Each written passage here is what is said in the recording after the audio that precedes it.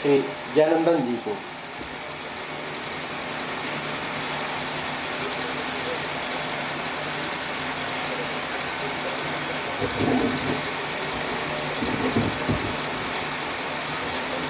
मंच पर उपस्थित आज के मुख्य अतिथि आदरणीय विभूति नारायण राय जी, हमारे प्रगतिशील लेखक संघ के राष्ट्रीय नेता राजेंद्र राजन जी, हमारे अभिभावक डॉक्टर खगेन ठाकुर जी, मेरे मित्र विनीत तिवारी जी और मेरे अन्य साथी जो पीछे बैठे हुए हैं तथा सभागार में उपस्थित सभी साथियों, एक लंबे अरसे के बाद हम अपना यह प्रादेशिक सम्मेलन करने में समर्थ या सक्षम हो पा रहे हैं।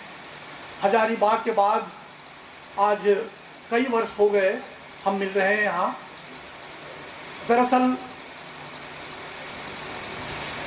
इस तरह के बड़े सम्मेलनों के पीछे जो पृष्ठभूमि होती है, अगर उस पर नज़र डालें तो मुझे यह कहने में बड़ा गर्व महसूस होता है कि भारतीय कम्युनिस्ट पार्टी जो जिला कमेटी है, उनका पूरा सहयोग और समर्थन से ही प्रगतिशील लेखकों का आयोजन लगातार निरंतरता बनाए रहती है।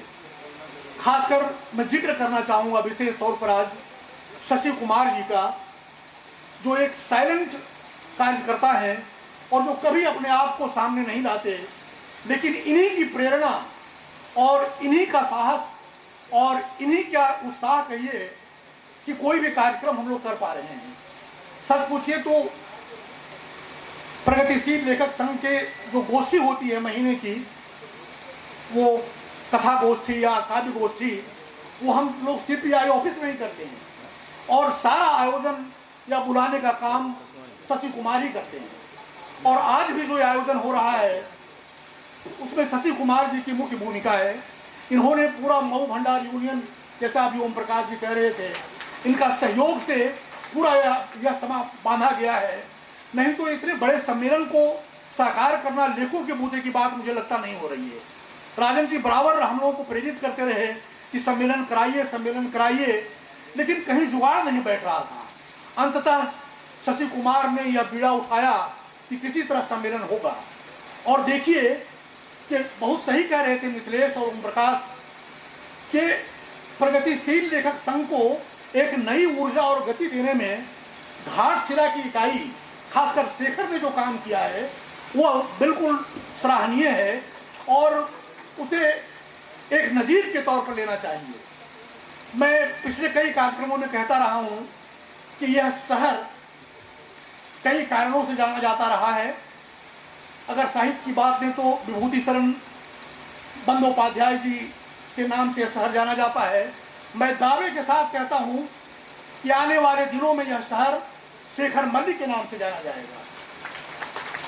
ऐसा इसलिए भी मेरा कहना है कि यह न सिर्फ एक कार्यकर्ता के तौर पर सक्रियता अपनी दिखाई है, एक लेखक के तौर पर भी इसने जो पहचान बनाई है और इसका जो वैचारिक धरातल है, उस धरातल को अगर आप पहचानने की कोशिश करें तो ये हम लोगों को फक्र है इस बात का कि इसके ऐसा एक कार्यकर्ता हमें मिला है नई पीढ़ी का।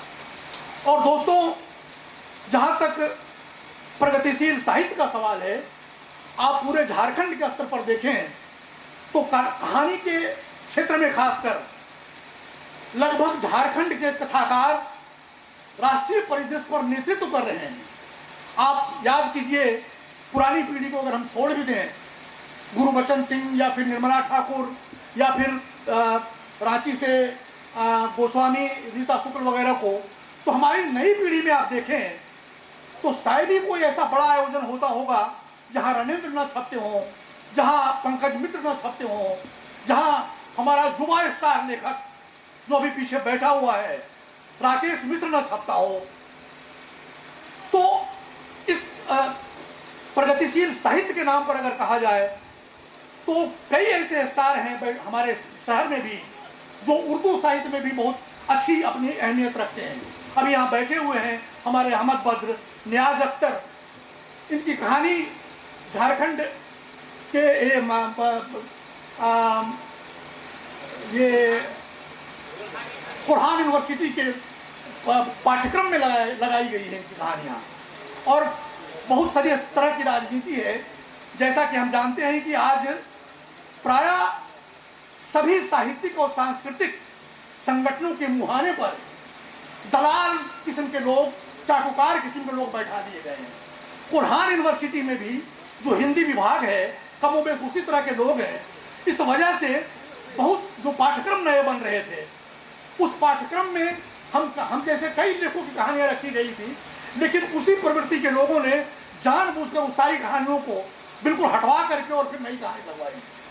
तो इस तरह के जो दो मुहे किस्म के लोग हैं, वो सिर्फ विभिन्न संस्थाओं में नहीं, सत्ता में तो है ही।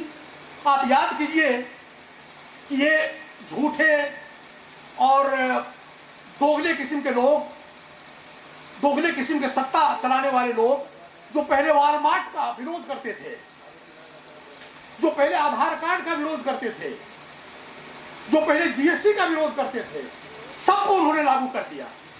जो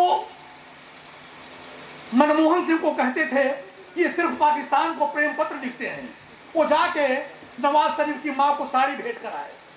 ऐसे ऐसे दोगले और दोमुही लोग जब सत्ता में बैठे हुए हैं, तो जाहिर है कि हमें ज्यादा सावधान होने की जरूरत है। और मित्रों, जहां इस तरह का अभी बहुत चर्चा हुई कि कुछ 49 लोगों ने जो विरोध किया, तो 62 लोग उसके जगह में उसके पक्ष में आ गए। ये सारे चेहरे बिल्कुल आप देखें, इनके सब मुखौटे में जीने वाले लोग जो सिर्फ चाटुकारिता जानते हैं। हमें ऐसे समय में साहित्य सृजन के लिए विभूति जी ने सही कहा कि बहुत मुश्किल है कि हम सिर्फ लिख करके और संतुष्ट हो जा रहे हैं कि हमने तो कहानियां लिख दी, हमने तो कविताएं लिख दी, लेकिन जमीनी स्तर पर हम कितना काम कर रहे हैं।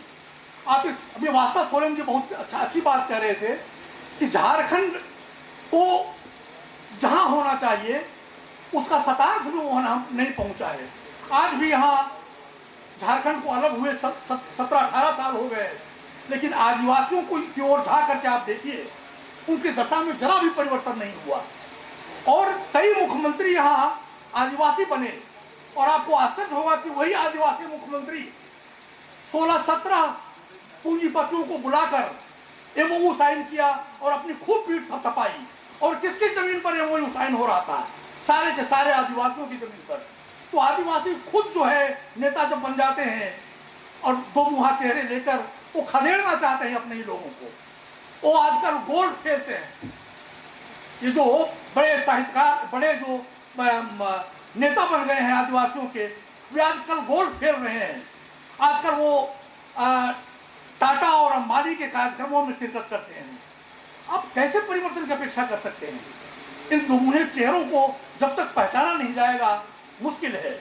मैं बहुत ज्यादा वक्त नहीं लेना चाहता आपका, क्योंकि काफी विलंब मुझे लगता है कि ये दूसरा सत्र का समय पार होने वाला है।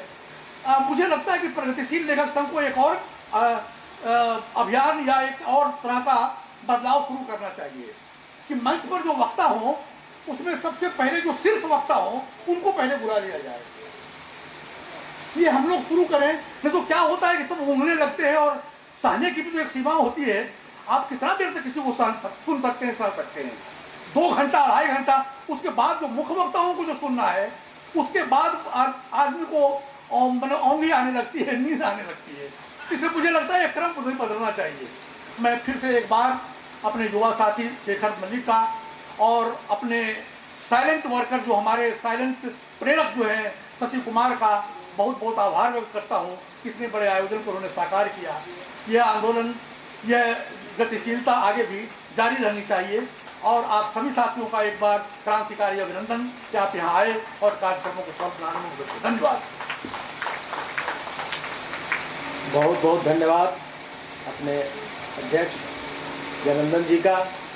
और मैं थोड़ी सी विनम्र असहमति दर्ज करना चाहूँगा कि भाई वरिष्ठों को पहले बुला दे तो कनिष्ठों को सुनने के लिए बैठेगा कौन? इसलिए वरिष्ठों को सुनने की लालच में कम से कम हमारे बाकी साथी बाकी जो हैं वो मौजूद रहेंगे, ये भरोसा हमें होता है। इसलिए इस परिपाटी में अभी फिलहाल बदलाव करने की ज़रूरत शायद महसूस नहीं होती।